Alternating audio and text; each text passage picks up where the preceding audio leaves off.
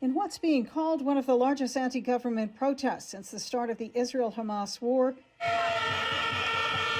tens of thousands of Israelis rallied outside the parliament building in Jerusalem Sunday, demanding elected officials reach a ceasefire deal to free remaining Hamas hostages.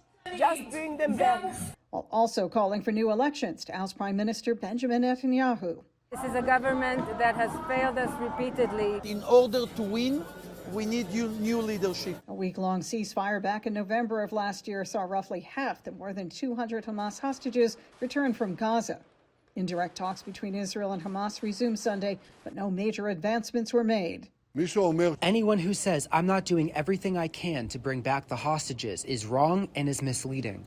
While Israel has flexed its positions in the negotiations, Hamas hardens its positions. Prime Minister Netanyahu has been firmly against a permanent ceasefire, claiming it'll only help Hamas. This, as he warned, efforts to overthrow his government will also harm hostage negotiations. The calls for elections now, in the middle of the war, just before the victory, will paralyze Israel for at least 6 months, 8 months in my estimation.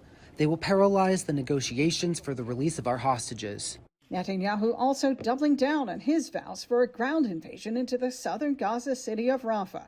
That's where tens of thousands of displaced Palestinians are sheltering, but also where Netanyahu says the remaining Hamas strongholds are located.